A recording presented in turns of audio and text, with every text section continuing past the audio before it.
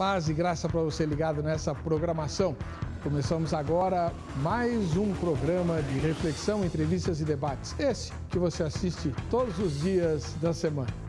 E o assunto hoje tem a ver com as cracolândias, o verdadeiro câncer à luz do dia nas maiores cidades brasileiras. Quase todas têm esse tipo de problema social que, em vez de diminuir, só tem crescido. E parece que nenhuma estratégia governamental tem conseguido pôr fim a esse tipo de problema. É algo extremamente ruim, muito visível, né, que assusta todo mundo, que não atrai absolutamente ninguém para coisa nenhuma, mas que só aumenta. Realmente, como eu disse, um câncer social dos piores e mais feios.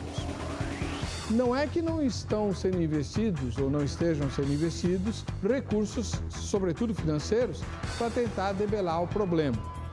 E milhões de reais já foram gastos, mas absolutamente nenhum efeito positivo a gente pode dizer que tenha acontecido em algum lugar, porque senão a mesma estratégia teria dado certo em outros lugares. Não deu. Até agora, todas as estratégias governamentais para debelar as cracolândias falharam.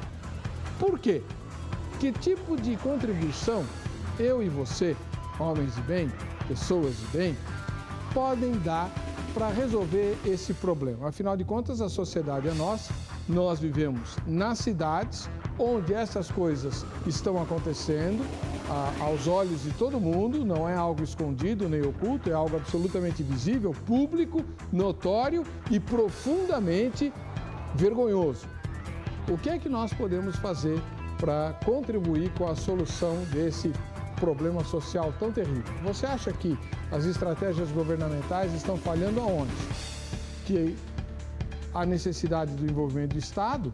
Não há dúvida, porque quem é que vai ter recurso financeiro para tratar de tantas pessoas que são assoladas por esse mal terrível que é o vício no crack?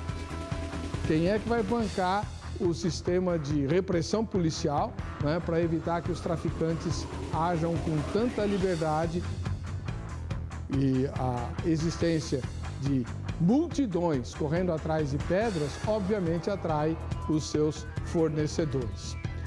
Que tipo de atitude eu e você podemos tomar além de orar a respeito desse assunto? Está no ar o Vejam Só.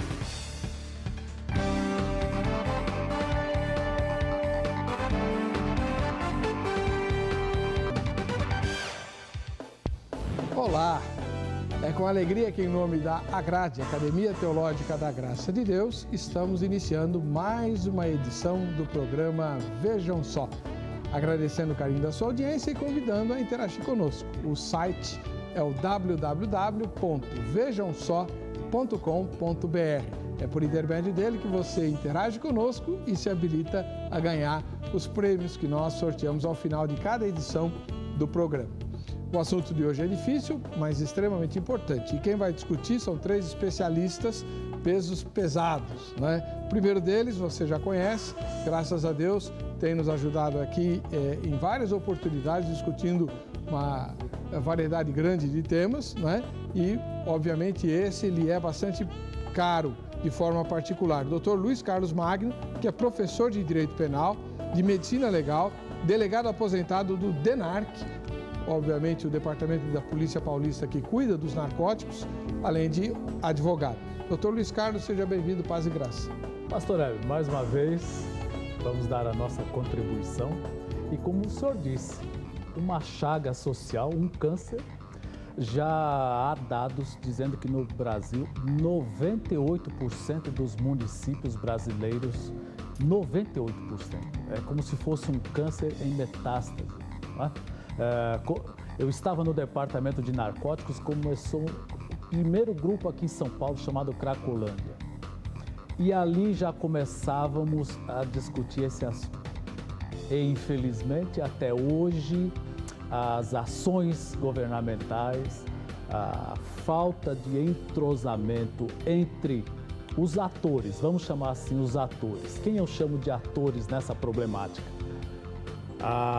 o Departamento de Polícia Federal, as polícias civil e militar, Ministério da Saúde, secretarias de saúde, bem-estar social, saneamento básico, elas não se falam, esses órgãos não se falam.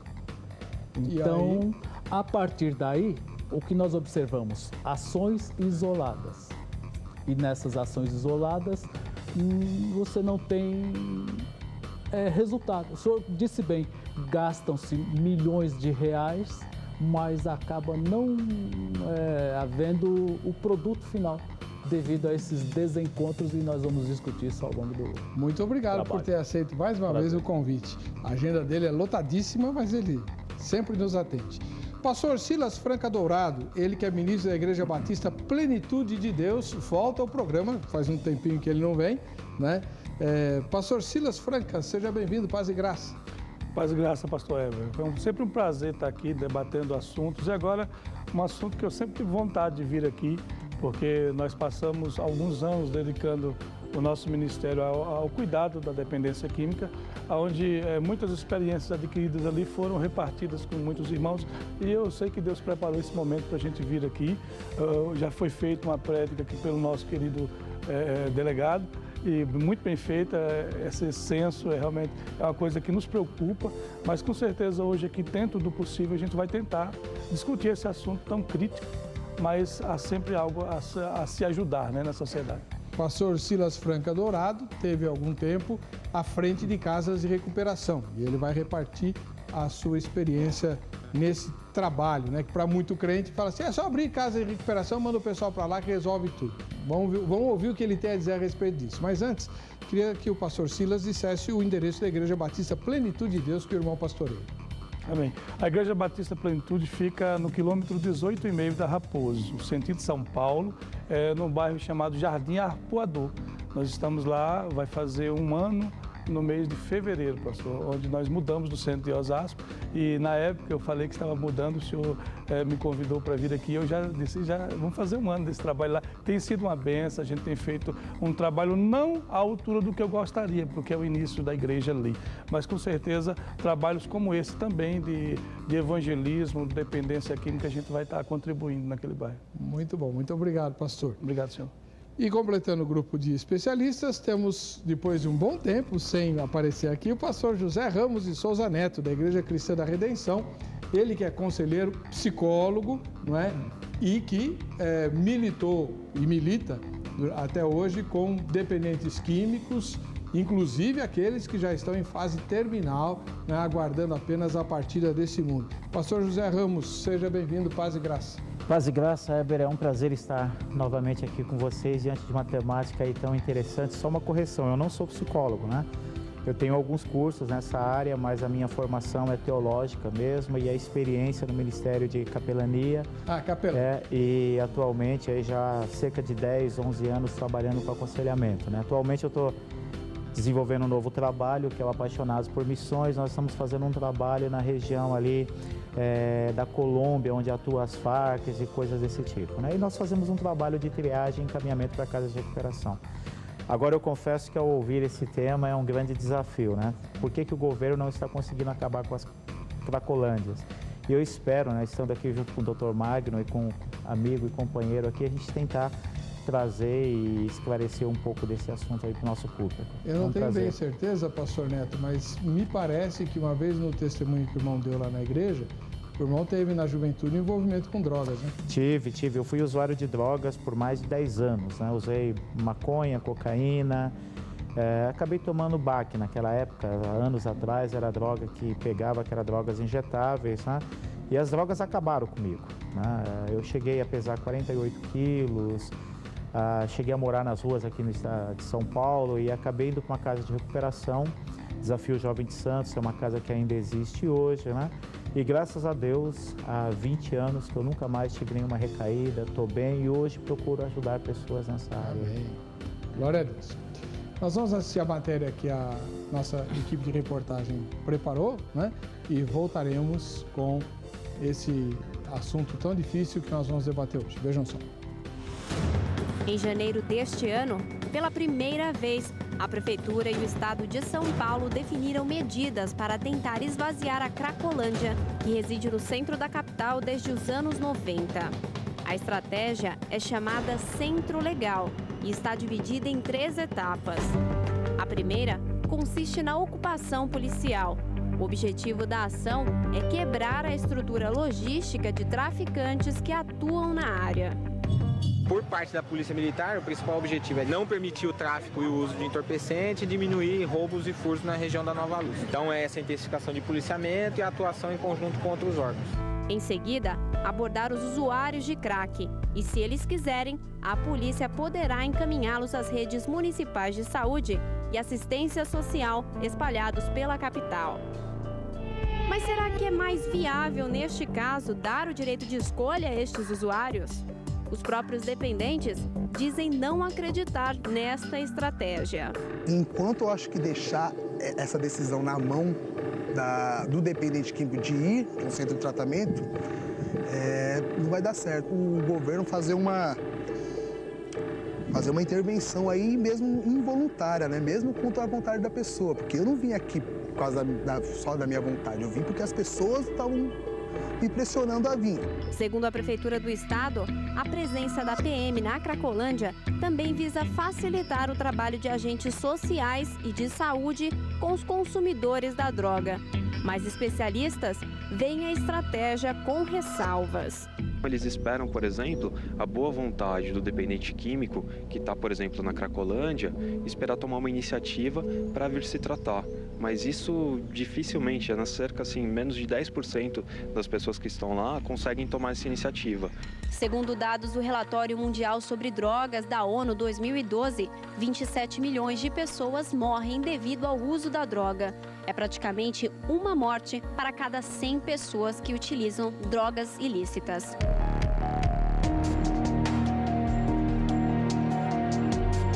Cerca de 400 pessoas frequentam diariamente a Cracolândia.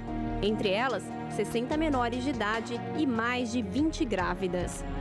Francisco Silva, de 28 anos, era um desses frequentadores. Usuário de drogas há 15 anos, essa é a segunda passagem dele por uma clínica de reabilitação. A primeira experiência foi junto ao Centro de Atenção Psicossocial do Governo do Estado, o CAPS. Onde a pessoa fica lá das 8 da manhã às 5 da tarde, né? Quando ela sai às 5 horas da tarde, ela não tem um suporte nenhum. Ela continua vivendo na mesma rua onde ela conhece todo mundo, onde o bar está aberto, onde ela sabe onde que é a boca, né? Ela não consegue, né, mudar isso de uma hora para outra, né? Segundo ele, a estratégia ideal é buscar um lugar isolado, onde o usuário não tenha nenhum contato com a droga ou com o álcool. Quando você é retirado, né, da rua, que você está dentro de um centro de tratamento, onde você não tem contato com essas pessoas, aí fica mais fácil. A terceira e última estratégia do governo do estado seria manter os bons resultados da ação. Eles praticamente fizeram na Cracolândia uma operação que até brinco e chamo de chuta-pombo. Eles afastaram os dependentes daquela região, mas eles migraram para outros pontos. O que não pode acontecer é a aglomeração de novo. Porque nenhuma estratégia governamental tem conseguido acabar com as cracolândias? Isso é o que discute agora o Vejam Só. Vamos fazer o seguinte, como o assunto é denso, vamos para o nosso recado da saúde, né? Falar de coisa boa para depois tratar da questão da morte, a prestação, que é o uso de entorpecente. Então, eu já vou pôr no ar a enquete, tá? Se o governo se empenhasse de fato, acabaria com as cracolândias? Sim, em 5 anos. Sim, em 10 anos. Sim, em 20 anos. Ou não acabaria. Ou não sei nenhuma das anteriores. Vote e você pode ganhar o brinde que a gente vai sortear, o brinde da Academia Teológica da Graça de Deus Agrade. Sortearemos no final do programa. Dr. Luiz Carlos Magno, do alto da sua experiência de delegado, o senhor viveu a vida toda como delegado lá no DENARC, lidando com narcóticos, como o senhor falou, quando o senhor estava saindo do DENARC, o crack estava chegando a São Paulo. A gente pode dizer que o crack é a droga mais devastadora que a gente já conheceu? Seguramente. A própria cocaína não tem esse potencial. E é fácil explicar. A cocaína cheirada ou injetada, olha a área nasal, 5 centímetros quadrados. Então, as terminações nervosas, a cocaína tem de ser captada, joga na corrente sanguínea, metabolizada no fígado para depois chegar no cérebro. 3 a 5 minutos. Como o pastor falou, o baque ou pico na veia, mais ou menos no mesmo tempo. Área pulmonar, enorme. A atuação entra imediatamente no cérebro, 1 ou 2 segundos. E porque o pulmão é muito grande, permite um uso pesado. Então, nós vamos encontrar pessoas que estão usando 20, 30, 50 pedras ao longo do dia. É uma coisa maluca, pastor. E aquilo que falam que a pessoa se vicia com muita facilidade, é verdade? É verdade pelo seguinte, devido à intensidade da ação. E aí entramos naquela lei da física. Para toda ação corresponde uma reação. Certo. Portanto, a intensidade do prazer e da euforia é tamanho que ele só encontrará coisa semelhante em termos de prazer e euforia na própria pedra. Essa é a maldade. Então, é a droga que mais desestrutura a personalidade, rompe com todos os laços afetivos, morais e éticos. Por isso que na entrevista um psicólogo disse que confiar que esse usuário buscará ajuda, isso já começa errando aí. Ele não buscará. Pelo prazer intenso e pela desagregação. O rompimento dele com a realidade o impede de buscar a saída.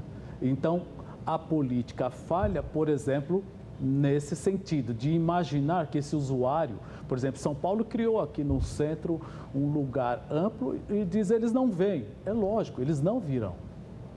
Um lugar para receber as pessoas. Exatamente. Então, esse é um primeiro ponto. Segundo, nós vimos ali na reportagem viaturas da Polícia Civil, Polícia Militar, passando e vendo pessoas queimando pedras. É outro equívoco. Essa tolerância ratifica a chamada ação dele. Ele diz, olha, tanto não dá nada que a viatura passa. Mas pode? Aí é que está. A lei 11.343, ela veio em 2006. Hoje, o dependente químico não é mais autuado em flagrante, não há flagrante, não há fiança, não acontece praticamente nada. Então, na cabeça dele, praticamente gerou a sensação de impunidade. Não há reincidência. Então, os policiais dizem, eu perco mais tempo conduzindo a uma delegacia mais próxima, enquanto eu estou preenchendo os papéis, ele já foi embora. O máximo que a autoridade policial faz é apreender a droga. Então, o senhor vê como é complexo. Mas deixa eu fazer uma pergunta para o senhor. Tá, então a lei que está errada permite que o usuário consuma droga. Veja só. Não é crime. Não é crime. Quer dizer, é crime, mas não tem pena. Tá bom. É crime? É crime, porque está no capítulo dos crimes e das penas, no artigo 28. Mas como é que pode ser crime se não tem pena? Criou-se uma figura chamada sui generis em direito penal. Porque as medidas para quem é encontrado com drogas, maior de 18 anos, a admoestação, o juiz advertirá dos malefícios. Ele não sabia, tadinho. Ou o magistrado dizendo, olha, não faça mais isso, filho ou filha. Segundo, prestação de serviço à comunidade. Não há programa de prestação de serviço à comunidade. Terceiro, encaminhamento para alguma clínica, pastor Silas, para dar alguma orientação. São só isso as possibilidades. Mas não há, por exemplo, vamos supor, eu sou apanhado com uma quantidade para o meu consumo de pedras. Ora, a polícia não pode perguntar para onde você conseguiu, porque tudo bem, eu sou um dependente, tá bom? Então o Estado olha como se eu fosse uma pobre vítima, coitadinho. Eu discordo disso, mas é assim que é, né? Tá, eu sou uma pobre vítima. Quem é o algoz? O traficante safado sem vergonha que está se enriquecendo com a minha desgraça. Perfeito. Tá bom? Então a polícia tem que perguntar para mim onde foi que eu consegui a droga. Pode perguntar, mas é a única vítima que colabora com o próprio crime. E a polícia não pode, assim, sei lá, apertar um pouquinho? Não, a ideia não é a seguinte, aí é que está. Agora vamos para uma outra alavanca, investir na inteligência policial. Há que ter investimento muito grande na inteligência policial. Eu já disse aqui no programa do senhor, não existe um único pé de coca no Brasil. Em outras palavras... O Brasil não planta cocaína? Não planta. Não planta coca. É. Coca não vinga em nosso país. Não tem. É uma cultura que não pega em nosso território. Ainda bem, né? Pega maconha. E pega boa. E muito.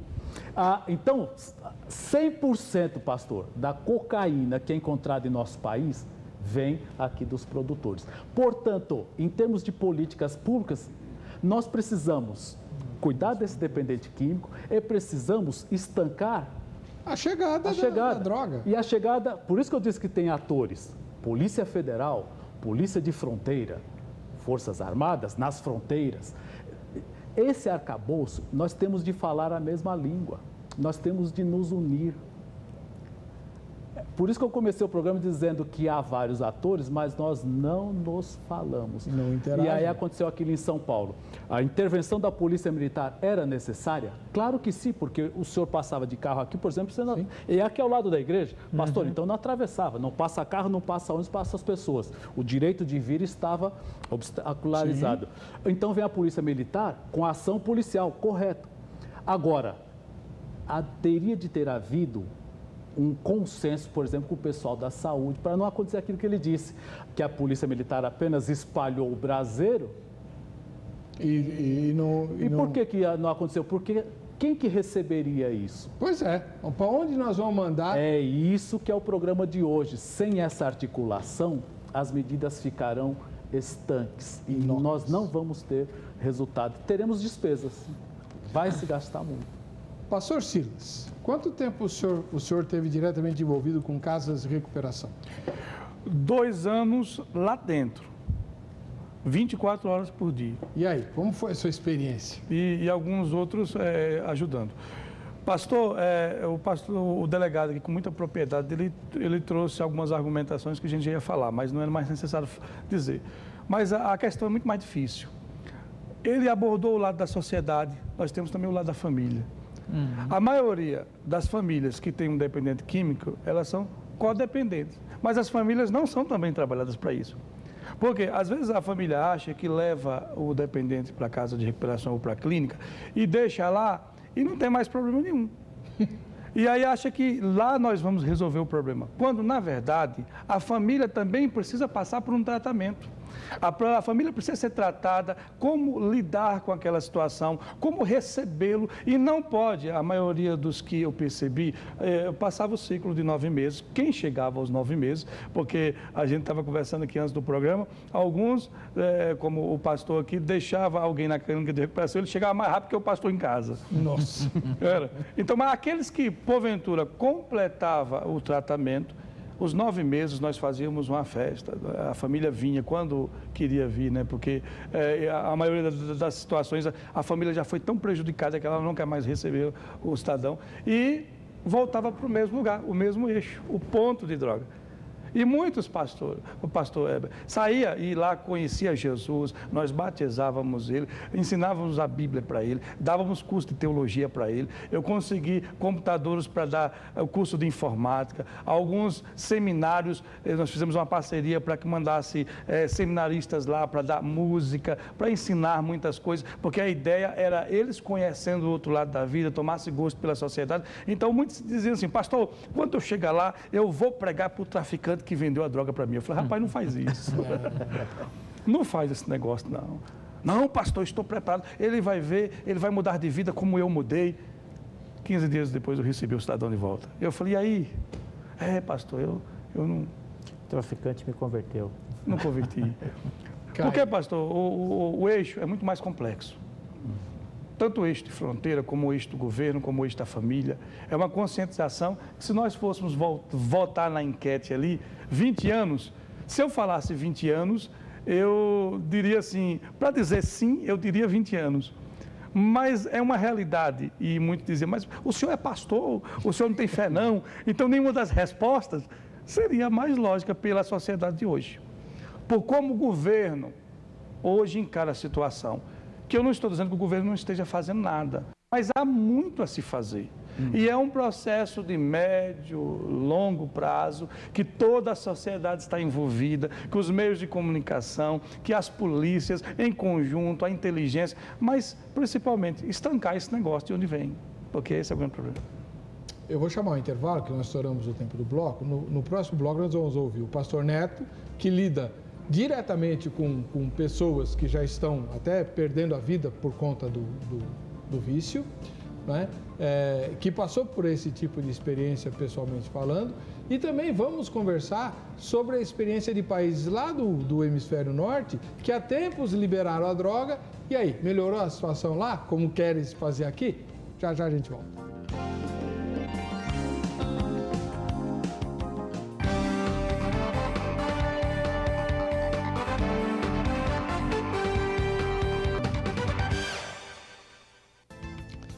Muito bem.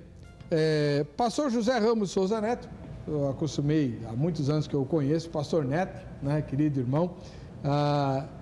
Eu queria que o irmão falasse como é o trabalho, né, de um conselheiro, de um capelão que lida com quem acabou sendo vencido pelas drogas e já está até caminhando para o fim da vida. O senhor trabalhou no Emílio Ribas, né? Isso, foram 15 anos praticamente de experiência dentro do Emílio Ribas, né? Atualmente eu estou fazendo mais trabalhos de palestra nos cursos e tenho feito um trabalho de atendimento na minha sala a familiares e pessoas que querem se livrar da questão da dependência. Aí existem dois fatores, Abel. O primeiro é o seguinte: a família, quando ela não está conseguindo mais lidar com essa situação, ela quer se livrar do dependente. Então ela procura para que a gente possa mandar para uma casa de recuperação e fazer alguma coisa contrariando a vontade do indivíduo.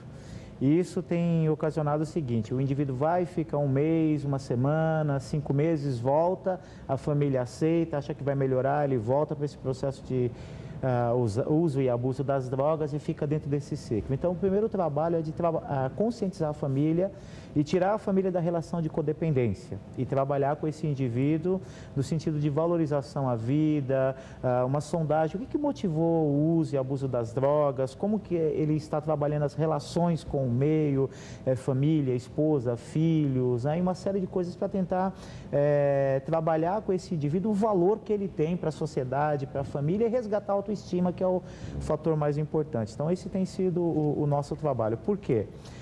Levar um indivíduo contrariando a sua vontade para um centro de recuperação não funciona, né?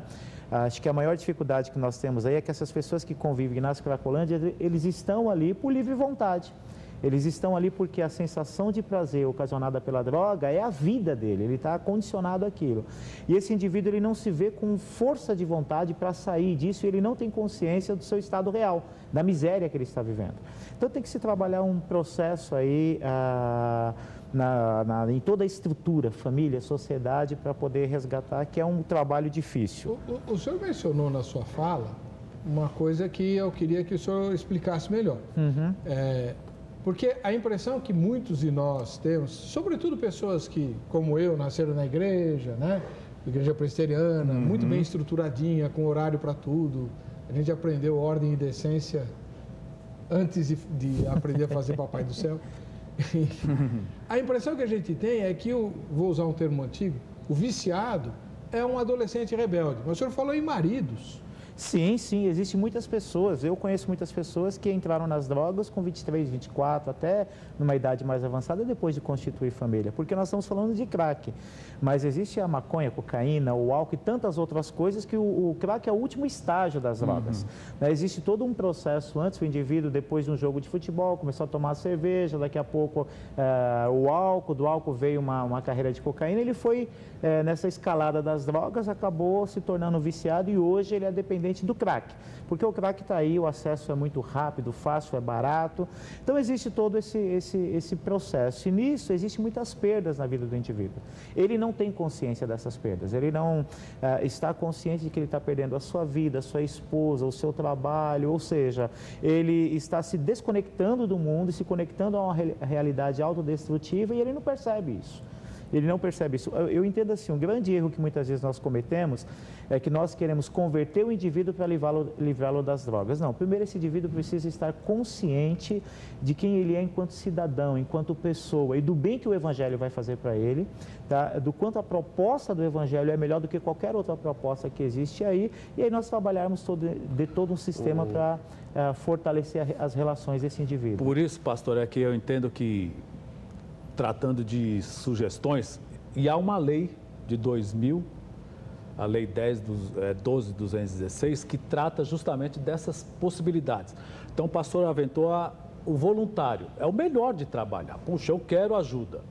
Mas é possível também, quem está em casa, pensar que existe a possibilidade da internação involuntária. A família procura médico, um laudo, procura uma clínica lá com o pastor Silas e interna, contra a vontade dele. E numa terceira hipótese, a compulsória, medida judicial. E nesses casos, quando o indivíduo já representa um risco para ele próprio ou para a sociedade. Então, por exemplo, o senhor tem um familiar, um parente que já pega carro completamente alcoolizado, sob efeito do crack, dirigindo.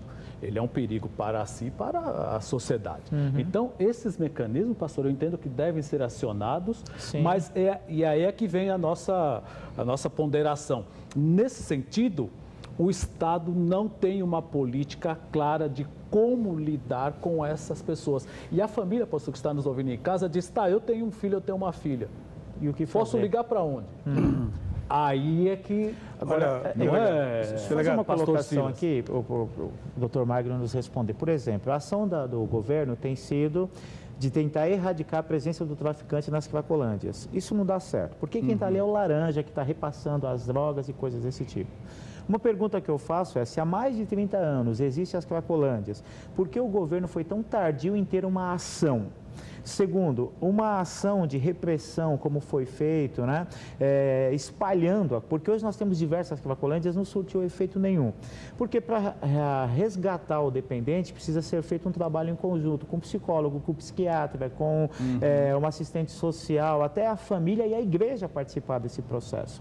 E como faltou esse sistema para tratar, o indivíduo, foi o que o rapaz disse, que adianta você ir para o CAPS, ficar das 8 às 5, tomar um banho, ficar legal ali, e no final do dia ele não tem um teto, ele não tem um amigo, ele não está inserido na sociedade. Então ele acaba voltando para uma dependência. Eu diria que as ações do governo, mutatis mutandis, aí comparando, seria como ele fez com o crime organizado. Nós discutimos aqui. Olha, o crime está se organizando. E o que diziam os governantes, governadores e até... Não... Doutor, é meia dúzia. Meia dúzia, disse alguém a semana passada. Não passam de 40 desorganizados. O crime organizado que está afrontando a polícia do estado de São Paulo, matando policiais.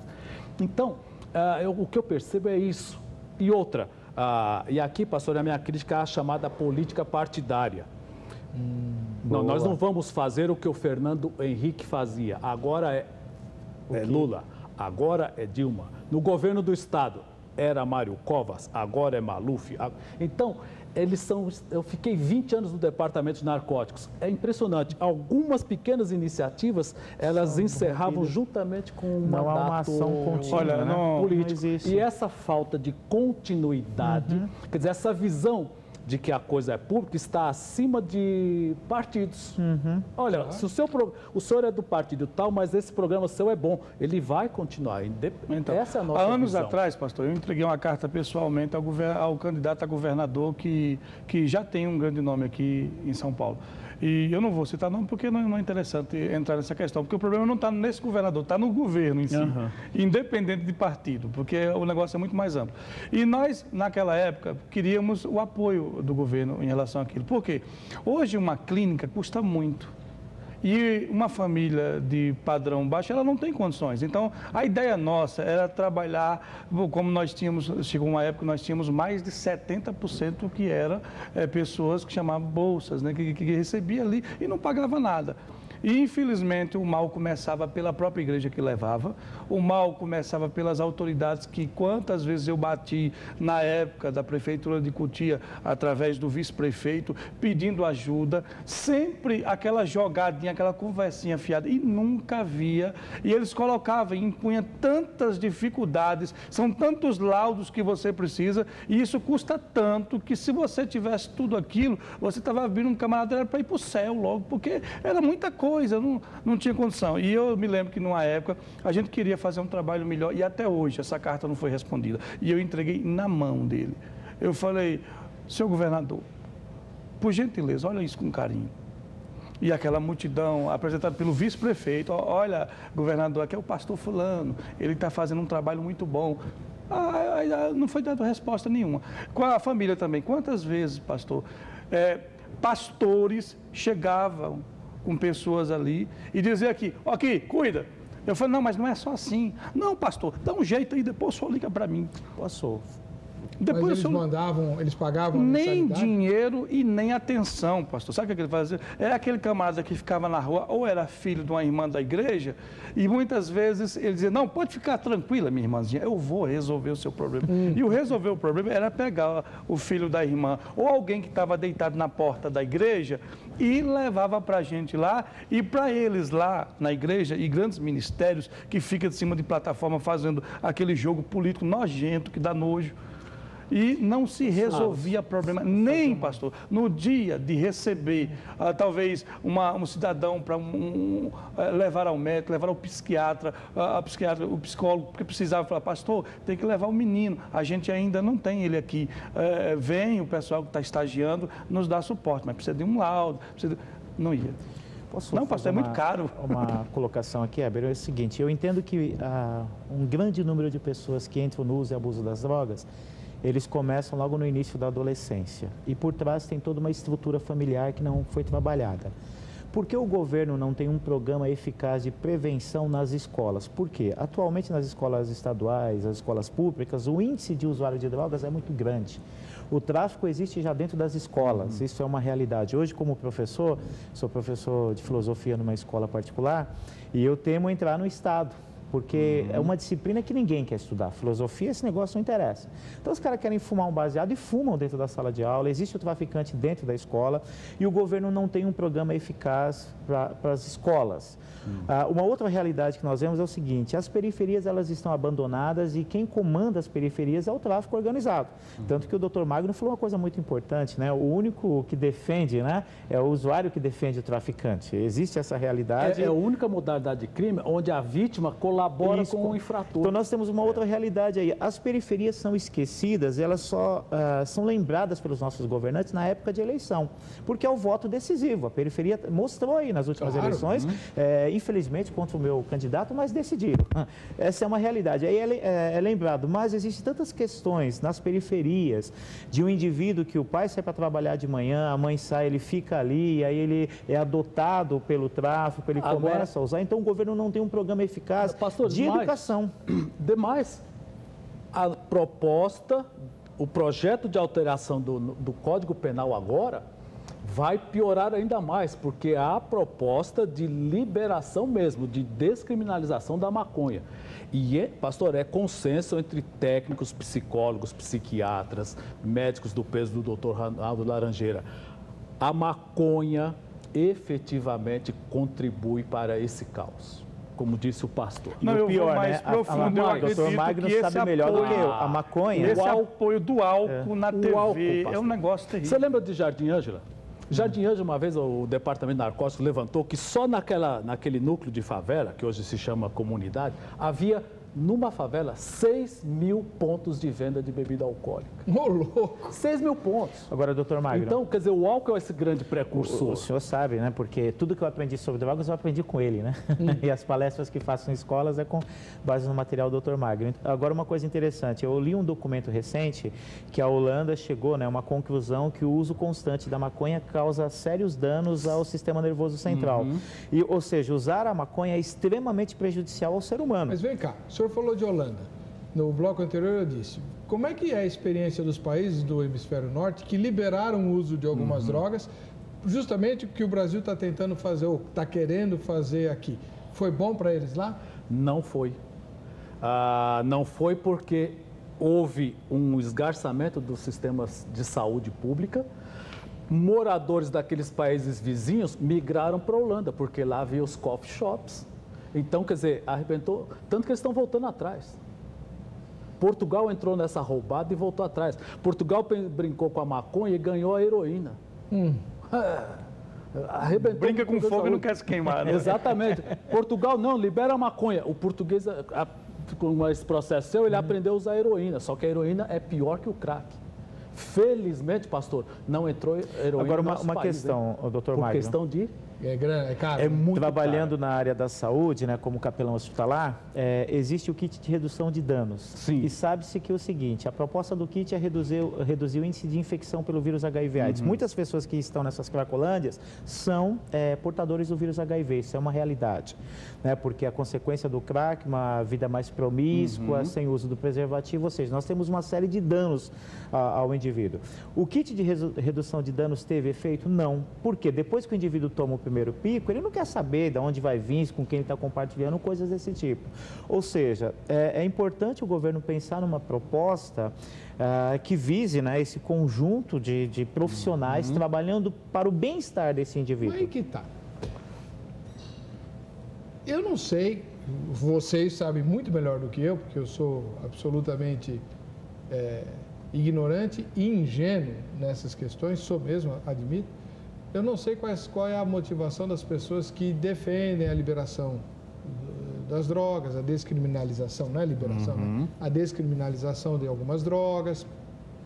E por que há tanta restrição em entrar de sola na questão das cracolândias, por exemplo. Mas me parece, e repito, sou meio inocentão nisso daí, que há uma preocupação em se cercear a liberdade das pessoas. É isso? Agora, que liberdade existe em quem já está devastado pelo vício? São pessoas livres? O senhor citou experiências de fora. A experiência de Nova York, e o crack estava em Nova York antes de chegar aqui... Lá é chamado ice, gelo? Era o crack? Não, o ice é a metanfetamina. Na verdade, a nossa palavra crack é a expressão crack em inglês. Ah, tá. Nem mudar a gente muda. Não, isso nós não mudamos. Tá. To crack é crepitar a tradução, não é? Então, porque a pedra, ela faz um barulhinho que está crepitando. Foi tolerância zero. Quando eu disse que a viatura policial passando em frente ao usuário e eles trocam o olhar e, como quem diz, vocês não vão fazer nada. Essa leniência em Nova York, tolerância zero, não vai queimar pedra na rua. Mas aí houve uma organização. Vai pegar daqui? Tá, eu faço com o quê? Em São Paulo. Você vai levar no Hospital das Clínicas, você leva na Santa Casa que é aqui perto, você leva no hospital tal. E nesse hospital, quando chegar, lá tem um psicólogo, lá tem um médico psiquiatra. Então, pastor, hoje você pega um dependente químico, quando o delegado, nós pegávamos, por exemplo, um camarada que estava completamente louco de maconha ou cocaína. Na Zona Norte, você manda no hospital Mandaqui. Acontece que o hospital do Mandaqui não é hospital para receber dependente químico, é psiquiátrico. E o dependente químico não é paciente psiquiátrico. Mas, às vezes, a gente conseguia que o médico segurasse lá uma semana. Então, você percebe? A rede de saúde não está preparada. Então, cria-se uma rede. Mas qual é a proposta do programa? Isso é os 5 anos, 10 anos, 20 ou nenhuma das respostas? 20 se você for otimista, se o governo mudar. Agora, quem que tem que chamar essa ação? É a população, toda a sociedade. Não, nessa que eu entendo. É o governo que tem o governo tem que começar organização para chamar esses autores. Nós temos um PIB que está aí para primeiro mundo. Eu entendo que o trabalho do governo ele tem que partir das fronteiras. Desenvolvendo um trabalho de proteção das fronteiras para proibir a entrada das drogas. Você estanca lá e começa a trabalhar isso. E um processo de nada adianta, a longo prazo, porque médio e longo, eu também concordo. Quando eu vi aquela ação nas Cracolândias, eu fiquei pensando o seguinte, esse usuário aí é o ser, desculpe a expressão que eu vou usar aqui, mais miserável nessa situação. Você percebe que piorou a ação da sociedade? Sim, porque ele está jogado na rua, ele excluiu o relacionamento com a família, alguns da família colocou para fora de casa, ou seja, ele não tem condição nenhuma. O indivíduo que está comendo no lixo, esse indivíduo aí, infelizmente, ele está sofrendo por causa do vício dele e ele não tem consciência disso, porque o vício, a droga, ela produz uma sensação de prazer e o indivíduo se torna dependente dessa sensação. E aí ele precisa consumir cada vez mais para ter essa sensação. Esse indivíduo, na verdade, ele foi penalizado quando ele eu vou usar uma palavra aqui, ele é consequência, né, produto de um sistema. E esse sistema tem que ser combatido. Então, veja, a ação do governo era tentar tirar os traficantes, mas ali são laranjas que estão distribuindo a droga para consumir também. Agora. Então, o governo precisa de uma ação eficaz nas fronteiras para impedir a entrada e ter um trabalho em conjunto para poder resgatar esse indivíduo. E o governo falha nisso. O que foi falado, tem um centro aí, ninguém quer usar esse centro. Sim. Agora, o senhor vê, o senhor fala assim, o senhor pergunta assim, doutor, como nós, povo, podemos ajudar? Eu falo aqui, todo o programa não perca a oportunidade, não dê moedinha no farol. Mas a pessoa acha que pegar uma moedinha dessa, de 50 centavos e dar na mão, aplaca a culpa. A culpa. 2 moedinhas dessa, pastor, compra uma pedra. E eu falei aqui já no programa, na Cracolândia, eles estão alugando cachimbo. Quem não tem, alugando cachimbo. Quem não tem R$2 para comprar uma pedra, você tem quanto? Eu tenho 50, então eu deixo você dar 3 pipadas. Não é possível. Sério? Independente faz cada coisa. Então ele fica fazendo isso. Nós saímos daqui agora, você vê jovens, pessoas jovens, limpando o nosso para-brisa, e aí você dá uma moedinha. Com 4, 5 moedinhas dessa, ele volta lá, compra umas pedras e volta. E esse círculo vicioso. Então, quer dizer, então eu estou falando com o cidadão, você quer ajudar? Não dê uma única moeda. Você quer ajudar mesmo? Escolha uma instituição de caridade. Uma casa de recuperação. Uma casa de recuperação. Pastor, tem muita gente, uma coisa interessante falar aqui, tem muita gente também querendo viver disso. Tem muita gente. Eu saí da instituição quando eu vi que não era sério como a proposta foi feita. Quando eu falei, esse sistema eu não cedo. E aí eu acabei saindo e fui até retaliado por isso. Porque a gente que começa com atitudes louváveis e depois que as verbas começam a chegar, quando começam, ou algum empresário comovido com a situação porque o filho passou por um momento difícil, tem que ter também do governo que abrir. Pois é, nós vamos dar suporte, vamos, mas também vamos fazer a auditoria, auditoria pesada, para saber para onde está o dinheiro. Porque tem pastor que há 10 anos atrás começou com isso, o camarada não tinha nada, era ex-dependente, por gratidão a Deus, entrou na questão da casa de recuperação. E hoje tem um patrimônio de 3 milhões de reais. Aí eu te pergunto, como ele conseguiu isso? Agora, eu escuto de muitas pessoas o seguinte, eu vou abrir uma casa de recuperação porque isso dá lucro. Dá dinheiro, Tá? Pega a família que muitas vezes quer se livrar do indivíduo. Há famílias por aí que têm condições de pagar. Eu sei de uma casa que a pessoa paga 15 mil reais. Quanto? 15 mil. É só para alta sociedade, 15 mil reais. E pagam, pagam, porque a família quer se livrar do dependente. Aí você segura o cara lá? Segura o cara lá. O cara tem um hotel, uma estrela dentro. Ele tem tudo. É um spa. Ele tem tudo. E a família se livrou. Mas ele tem a droga lá? Não tem droga. Mas aí tem a presença de outras drogas permitidas. Mas o senhor tocou num ponto que eu queria tocar, pastor, falando de ação governamental. A escola, acredite o senhor, o Ministério da Educação e a Secretaria de Educação não tem para o aluno do magistério matérias ensinando esse professor que vai lidar com esse aluno. O que o professor faz quando ele identifica que o aluno está envolvido com as drogas? Ele exclui o aluno. Ele não pega esse aluno e trabalha com esse aluno, porque o aluno ele começa a demonstrar falta de interesse pelos estudos, ele começa a faltar na escola, a família já não se preocupa porque o pai e a mãe já não vê esse menino. Tá certo? E aí o professor percebe isso, esse aí é um aluno problema, deixa ele de canto. E ele vai ficando para trás, Ou seja, a autoestima desse indivíduo vai sendo afetada e aí tem um mundo das drogas que acaba acolhendo ele. E aí ele vai trazer outros. Isso é uma realidade. Então eu vejo o seguinte, se o governo quer combater, tem que se investir o quê? Na educação, uma melhora na qualidade do ensino. Tá? E não somente isso, eu vejo, por exemplo, o ProErd. Quando o ProErd surgiu, muita gente criticou, mas é um programa que tem dado certo. Sim. Eu passo por escolas aí fazendo palestras, os alunos sabem, conversam sobre isso. Isso tem que ser feito, mas aí tem um outro fator, Heber, a família. Eu vou fazer uma colocação aqui, eu sou contra o Bolsa Família.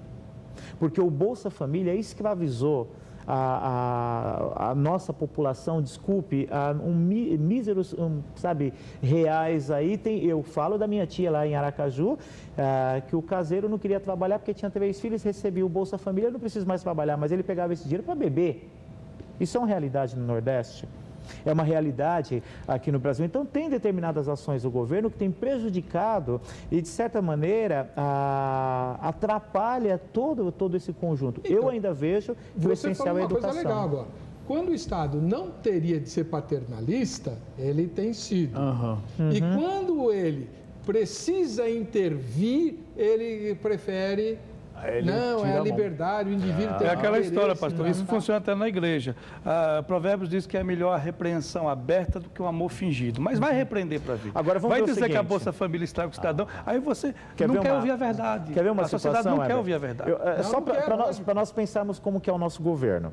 Nós temos o ano inteiro milhares de pessoas sendo infectadas pelo vírus HIV, cada vez mais as pessoas entrando numa vida mais promíscua. Chega o dia 1º de dezembro, 2 dias antes se faz uma campanha de conscientização, distribuição de preservativos, mas não é feito um trabalho nas baladas e em tantas outras coisas. Quando eu indaguei isso como jornalista, eu falei, vamos fazer um debate e tal, pá. Aí, na preparação do debate, eu ouvi o seguinte, nenhuma instituição governamental quis participar do debate com a seguinte alegação, as campanhas de prevenção à AIDS estigmatizam o portador e fazem com que ele seja visto como uma ameaça. Então, o que a gente quer é outra direção. Nós queremos mostrar que é perfeitamente possível viver muito bem com HIV. Sim, mas o que eu quero colocar é o seguinte, o governo ele para pensar na problemática da AIDS na Semana Mundial de Combate à AIDS, quando na verdade a AIDS tem que ser combatida todos os dias. É como, por exemplo, a questão das drogas, nós não temos que parar uma semana e pensar nisso.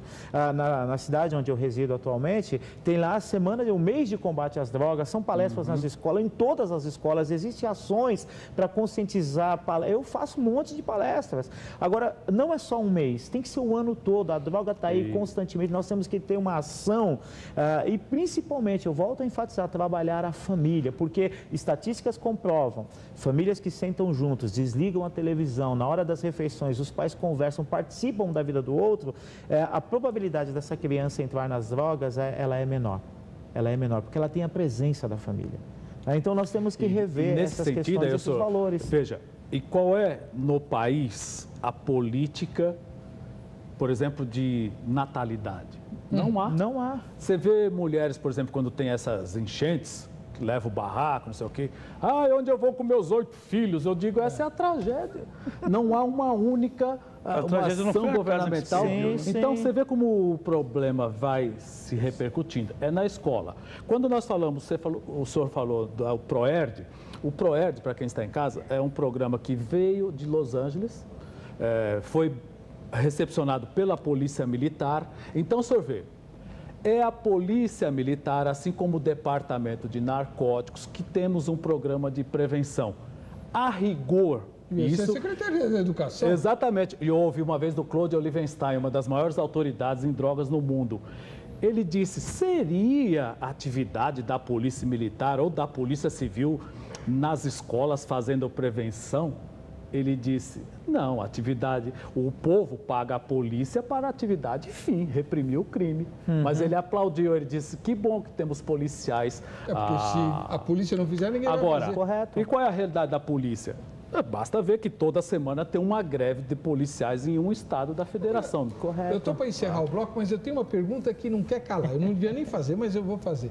Como é que o senhor vê essa movimentação lá do pessoal da USP, meu filho trabalha lá, querendo fumar maconha lá às custas dos nossos impostos, só porque ali é cidade universitária? Eu digo o seguinte, antigamente o indivíduo entrava na USP porque é a melhor faculdade para se formar e ter uma boa graduação. Agora não, agora é para fumar maconha. Ali na USP foi um grupelho que gosta da maconha, e como ela é um campus, ela tem prefeitura, a cidade universitária. E por um acordo, a própria vigilância interna se incumbiria de cuidar, inclusive, dessas ações. Acontece que houve homicídios, alguém foi morto na saída do lugar, estupros, e aí percebeu-se que, de fato, a USP, a sua segurança interna não daria conta. A polícia, a verdade, pastor, é o seguinte, a Polícia Militar e Civil não tem esse tipo de... Ela é polícia do Estado. E foi lá e reprimiu porque o pessoal queria levantar a bandeira de a nossa maior universidade do país ter uma república particular. Aí vem a tal experiência da Holanda. Redutos para fumar o fumódromo. É claro que a polícia não ia permitir. Mas tem essa paciência. Como é que alguém consegue admitir essa ideia? É como a imagem que querem passar para a sociedade é a seguinte: não, fumar maconha é chique e é sinal de que somos uma nação que progrediu. Vá ver se eu estou na esquina. A gente volta já com o Vejam Só.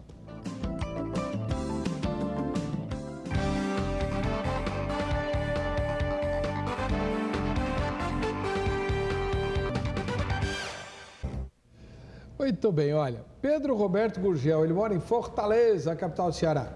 A paz, creio que o governo tem medo, não tem interesse nenhum ou não tem estratégia para resolver essa questão tão ruim e complicada no Brasil. Parabéns pelo programa. Obrigado, Pedro. Enéas Pereira, de Brejo dos Santos, cidade da Paraíba. Só existe uma instituição capaz de acabar com as drogas. Estou falando da igreja. Não da igreja que está na vitrine, mas da que está na brecha, aquela que ora, que intercede a Deus pela humanidade, que é o sal da terra, que vai em nome de Jesus com autoridade, que cumpre o ID sem se preocupar com o recheio da carteira do evangelizado, mas com a sua importância para Deus. Bonitas as palavras do Enéas, né? Eu tenho uma questão que eu gostaria de trazer aqui para nós, é o seguinte: ameaça quebrar um banco. Eles dão um jeito, movimentam uma montanha de dinheiro, é muita grana para salvar o sistema financeiro. Parabéns. A ameaça febre aftosa. Os rebanhos. O corre e a movimentação de dinheiro, PIB, porque nós somos o país que tem o maior rebanho do mundo e lá fora querem comprar carne saudável. Mas parece que quando é esse assunto drogas... E eu participei de muitas reuniões em Brasília e foi isso mesmo, pastor Silas. Chegava lá em Brasília, é aquilo. Troca, vem alguém do terceiro, quarto escalão, nos recebe muito bem. Diz que vai ajudar. Termina no final da semana com aquelas cartas, propostas, pastor, mas a coisa não muda nada. Então a chamada vontade política de resolver. Por exemplo, no país, eu quero, rapidinho, álcool continua sendo vendido, pastor, a preço barato. As propagandas brasileiras são as melhores do mundo, continua associando prazer ao pessoas bonitas, bem-sucedidas com a cerveja na mão. E aí não tem... Mulheres bonitas que chamam a atenção, um carro novo. Isso. E agora um congresso legislando... E aí vem falar para mim que não está incentivando a droga como? É lógico que está. É um processo. Evidente que sim. Agora, pastor Silas, o Enéas Pereira, lá da Paraíba, ele fala que a única instituição é a igreja. O senhor é pastor de uma igreja, pastor sério, ficou à frente do trabalho em casas de recuperação mantido por igrejas, e não é assim tão espiritual o negócio, né? A coisa é... Então, pastor, quando ele fala igreja, eu acredito que ele está falando de Jesus, né? Que é o único que pode mudar a vida do homem. Em todos os sentidos ele mudou a minha, mudou a do pastor Neto, e eu acredito que muda de todos aqueles. Mas a gente sabe que o processo é um pouco mais complicado do que isso. Não que Jesus não possa mudar. Uma vez eu falei para uma irmã, ela tinha um filho que era dependente químico. E lá nós estávamos fazendo um culto na casa de uma determinada irmã e ela estava junto. E aí ela estava muito chateada comigo e eu sem saber por quê. Porque eu tinha dito que a dependência química não tem cura. E quando eu disse isso, essa irmã ficou zangada. E como é que pode? Como não tem cura? E aí eu falei para ela, tá bom, minha filha, se a dependência química tem cura, me dá o nome do medicamento. Ela disse Jesus. Eu estou falando de uma questão física, pastor. Fisicamente, biologicamente, não tem cura. É como se a pessoa está com uma dor ou uma enfermidade e sabe que se tomar um medicamento. Eu falei, me dê o nome, porque eu tenho um monte de crianças, que eu chamava os meninos de minhas crianças. Eu tenho um monte de crianças que têm problemas sérios. Pessoas que conheceram droga até com 50 anos de idade. Um taxista foi um desses que ele falou... Se viciou aos 50 anos? 50 anos, pastor. Ele falou que trabalhando à noite, naquela pressão, o camarada falou, vamos passar ali. E ele comprou, cliente comprava para ele e ele acabou, cidadão na igreja, destruiu a família. É um homem muito trabalhador, com já um patrimônio construído e conheceu com 50 anos. Há um processo inteiro aqui. Então, dependência química não tem cura. Agora, eu não disse que Jesus não pode curar. Mas é uma questão que não depende de nós. Fala, Jesus, cura esse. Não, aquilo ali Agora, o Senhor não cura. É importante pensar o seguinte, né, Heber? Às vezes nós temos uma realidade que o indivíduo ele sai da dependência química, ele está tendo uma vida dentro da igreja e de repente ele tem uma recaída e a igreja tem dificuldade de entender esse processo de recaída, porque a igreja ela espiritualiza as coisas. Jesus, ele trabalha, ele dá sentido à vida, ele restabelece o relacionamento do homem com Deus, trabalha uma outra cosmovisão de mundo. É muito belo ter esse relacionamento com Cristo e fundamentado na palavra de Deus. Agora, o indivíduo que é usuário de drogas, ele tem que se ver realmente como uma pessoa doente. Então, e que precisa completando aqui, existem disso. pessoas que congregam comigo que até quando eu fui pastor da Casa de Recuperação, eles estavam lá e hoje estão congregando comigo. Eu não demoro muito não, quando eu vejo o camarada baixar a cabeça um pouquinho, eu estou sempre conversando com a esposa, como é que tá? Tá chegando certinho? Tá se comportando ou a senhora tem notado algo estranho? O aconselhamento pastoral é muito importante, o discipulado é muito importante. O camarada não saiu da Casa de Recuperação, ele está livre não, imune. Não é verdade. E tem um ciclo que os companheiros aqui sabem que no máximo 3 anos ele tem uma forte tendência à queda de novo. E tem um detalhe, pastor, esse já tivemos programa aqui também, dessa realidade que chegou à igreja. De filhos dos crentes, o irmão é presbítero, é diácono, é pastor, e um dos filhos derivou para a droga. É muito complicado lidar com essa realidade. E ela existe. Então, às vezes, aquele menino, eu fui professor de escola dominical, de 2 alunos, um é filho de diácono, outro é filho de presbítero e de outras igrejas, e de repente você, como anda o filho? Pô, você não vai acreditar, começou a tomar uma cerveja, um álcool, namorado, e o menino tá... Às vezes na faculdade o menino entra numa PUC da vida. Então essa realidade que o senhor disse, ela existe. Uma coisa interessante que eu ouvi do David Wilkerson, né, quando ele esteve aqui no Brasil, que ele falou o seguinte, né? Por que as igrejas não querem ter um trabalho eficaz de combate às drogas? Porque o usuário de drogas, ele não vai dar resposta, né, financeira a curto prazo. E ele chega na igreja e tem a tendência de namorar com o filho do pastor. E o pastor não quer esse problema na família. É uma realidade, Heber, é uma realidade. Eu sei de uma igreja aqui em São Paulo, em que o grupo de jovens se reunia para fazer balada depois do culto. E os 2 filhos do pastor está hoje envolvido nas drogas, os 2. Inclusive eu conversei com um deles, num acampamento que nós fomos e tal, o cara falou assim, o dia que eu quiser eu paro, eu só estou curtindo. E ele mais uma turma dentro da igreja. Então as drogas também estão dentro da igreja, e a igreja tem a tendência de mascarar isso e não enfrentar a questão. A própria igreja hoje, ela precisa se reestruturar. Eu me lembro, acho que em meados de 96, 97, que eu estive numa palestra com ele, ele trabalhou muito essa questão da autoestima, né? Que esse indivíduo, ele precisa estar com a autoestima curada para que ele saiba por que ele vai dizer não às drogas. E nesse sentido, aí as drogas, pastor. E aí a coisa é mais complexa, nós estamos dentro de uma sociedade consumista. Então aí não sei... Esse modelo econômico é um... Então, quem tem problemas com a autoestima, vá lá.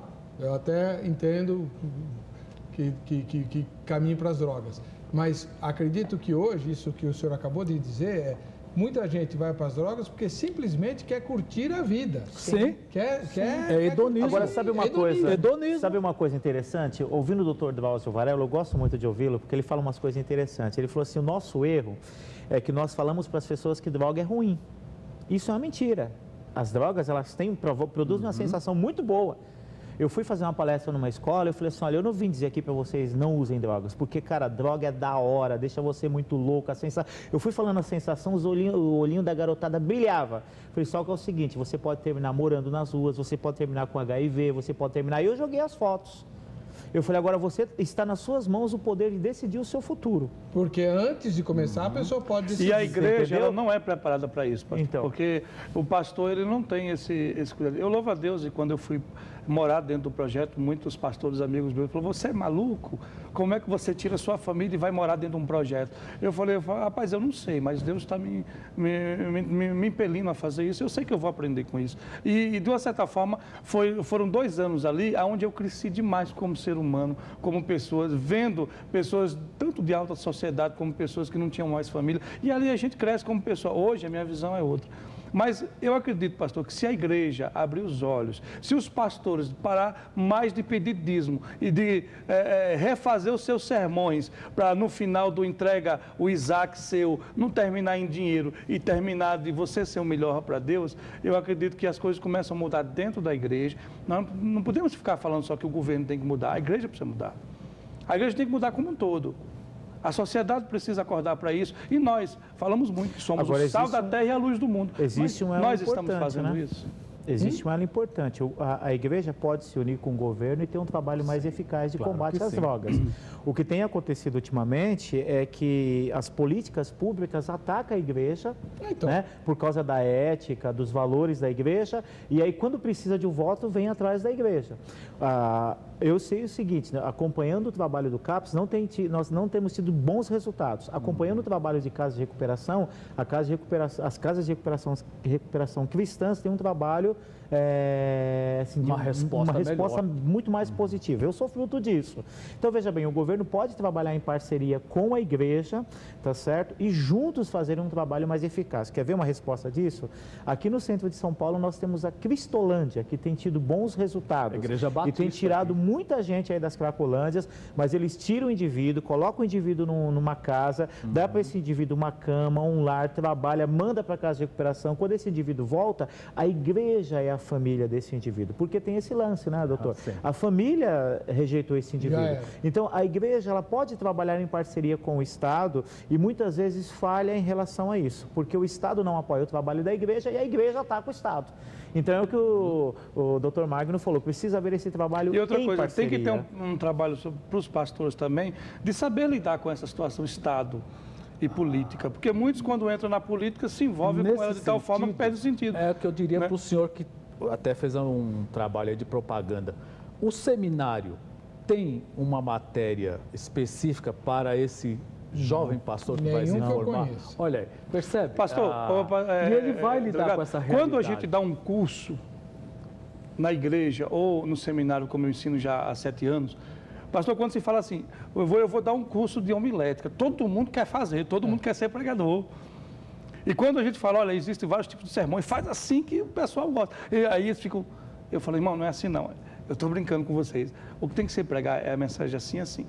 Quando você vai, agora vamos abordar a questão da ética, da sociedade. Muitos não querem. Quem é que vai, pastor, para um curso de ética?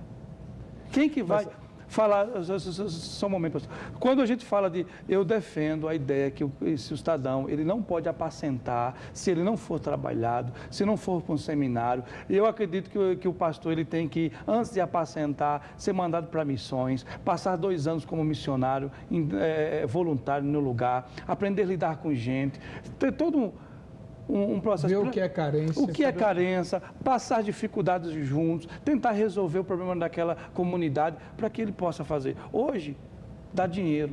Vamos abrir mais um ponto de pregação. A gente precisa atingir a meta. Precisamos ter um programa de rádio, senão as pessoas não vão nos ouvir. A igreja perdeu o foco. Eu só queria complementar uma coisa assim, o seminário de onde eu fiz a minha formação Betel Brasileiro e o Palavra da Vida, principalmente no Betel, no Palavra da Vida não, mas no Betel, nós tivemos que trabalhar com todas essas questões sociais e trazer profissionais, discutir a temática e entrar a fundo e até o estágio. Hoje, eu concordo com o Dr. Magno, nós não temos pastores preparados para lidar com todas as questões que envolvem a nossa sociedade.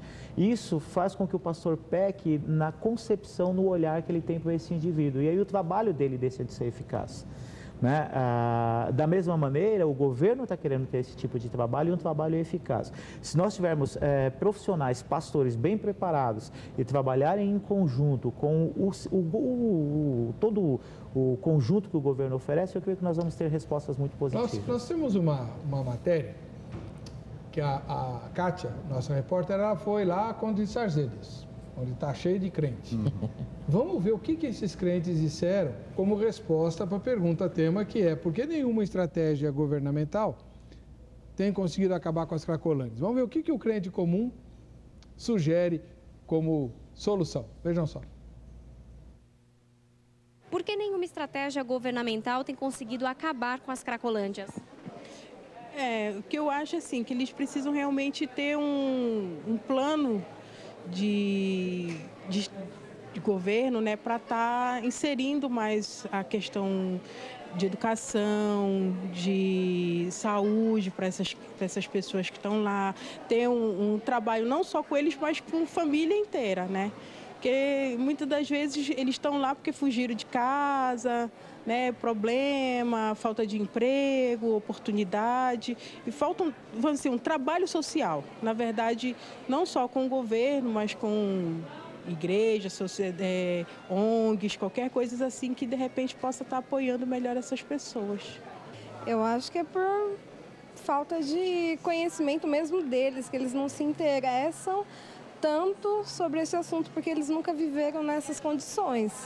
Eu acho que é porque talvez o governo ele não tenha oportunidade de estar presente na rua, de estar realmente envolvido mais com essa questão. Ele precisaria de estar indo em loco para poder ver o que as pessoas passam, até mesmo as pessoas que moram ao redor, entender realmente a questão desse pessoal que, na minha opinião, são pessoas doentes, que precisam de ajuda, que precisam de apoio, de suporte familiar. Eu acho que o governo não está pondo olho nisso ainda, acho que está preocupando mais com o que está dando lucro, em vez de estar preocupando com a população que está sofrendo nesse vício. Eu acho que a base para conscientizar eles que eles não precisam de drogas não é através de psicólogos, e sim mostrar a necessidade que eles têm de Deus, e só isso, acho que Deus bastaria, entendeu? Se eles entenderem realmente por que Deus veio, para que Deus está aqui, eles vão entender por que eles não precisam de drogas. Me surpreendeu aí o resultado das entrevistas. De cada né? pessoa você vê que dá para tirar alguma coisa, realmente não pode ser utilizado. Todos têm razão e ninguém resolve.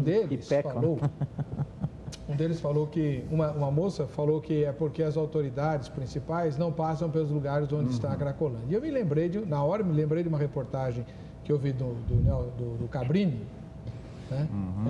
No SBT, justamente sobre isso. De que até o padre Lancelotti fez parte, não sei se você ouviu essa matéria. Eu tive um debate com ele, inclusive, na Câmara Municipal.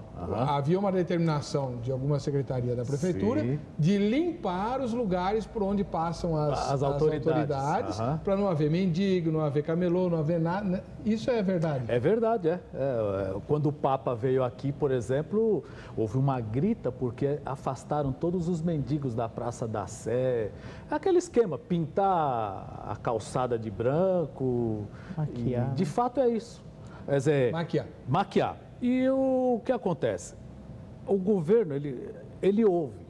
O problema, pastor, é que os nossos apelos, quando chegam lá, estávamos comentando aqui com o pastor Neto, ele é politizado. E a partir dali, as coisas começam a truncar.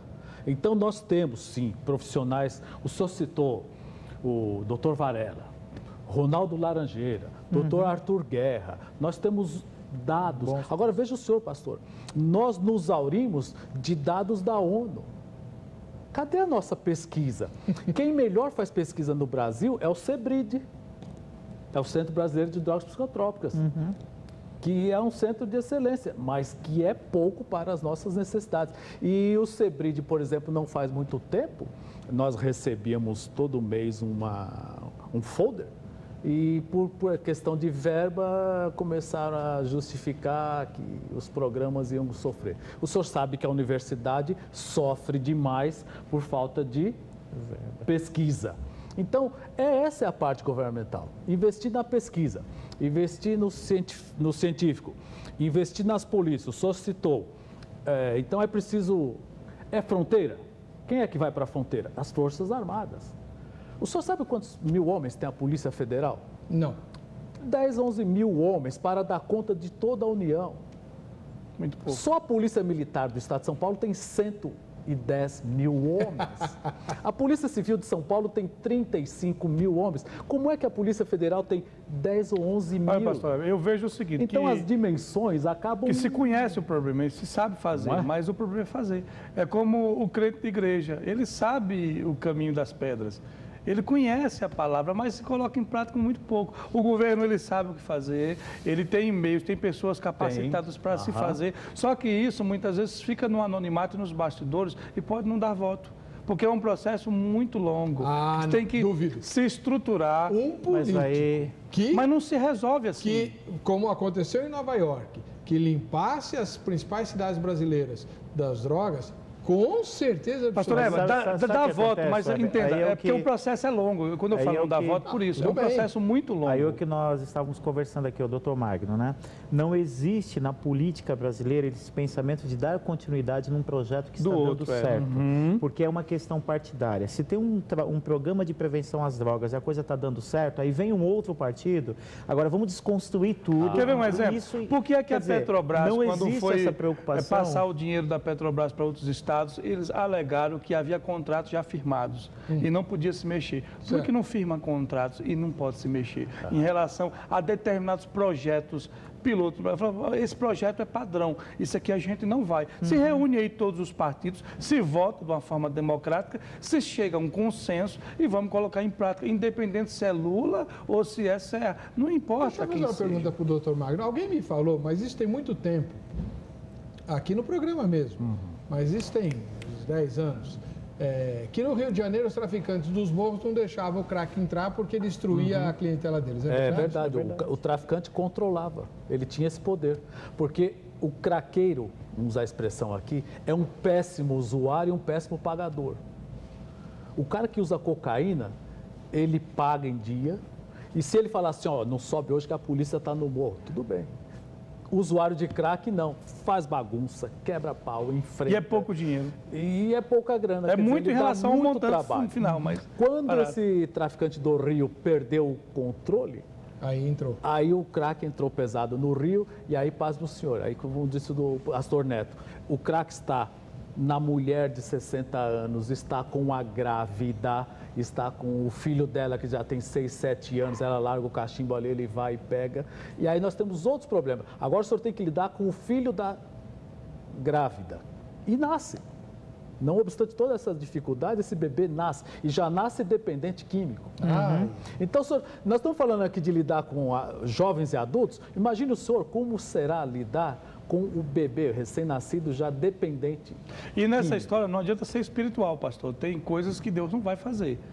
A soberania de Deus, ele pode, mas tem coisa que é o homem que tem que tomar medidas, tem que fazer planejamento. Aí fala, não, Deus, ele pode, mas Deus também não podia impedir Adão e Eva comer o fruto. E por que ele permitiu? Então, porque Deus trabalha com essa questão do homem fazer suas escolhas, determinar o seu futuro. Eu preguei uma mensagem há um tempo atrás que o tema era nossas escolhas determinam o nosso destino.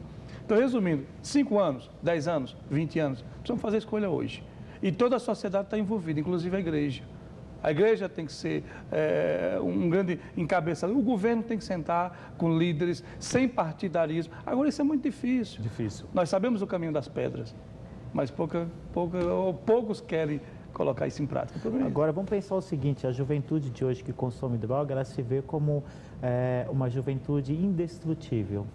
Não sei se o doutor Magno vê dessa maneira, mas essa garotada que está aí, eles não têm essa noção de finitude, do quanto a vida é passageira. Eles alimentam o mito do Superman e acham que ele não vai ser destruído pelas drogas.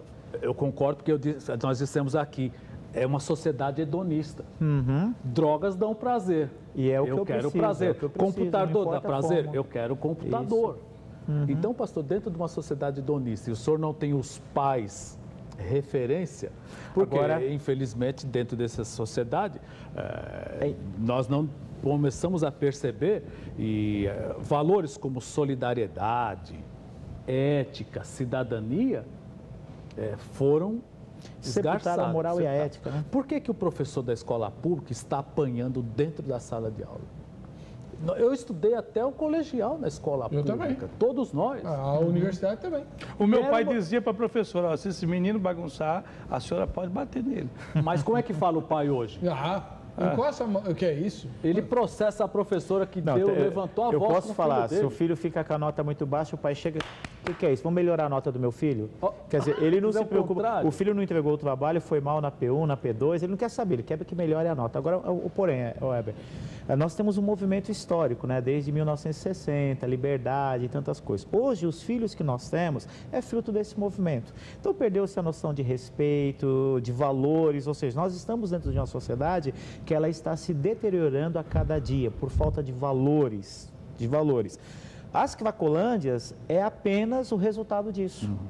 Nós estamos lidando com a realidade, com o resultado de uma realidade social. Então, nós temos que fazer um caminho inverso, resgatar valores, investir na família, ter políticas públicas eficientes e ter um governo que, acima de tudo, vê o cidadão não como um meio para extrair impostos para melhorar a qualidade de vida deles.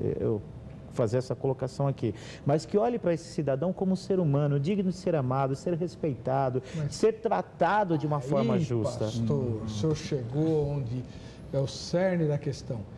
O governo, ainda mais um governo laico, jamais vai ter essa noção. É preciso de um profeta, que no caso é a igreja. Sim, sim. Profetizar para esse governo. Olha, você foi colocado aqui, você pode até não crer.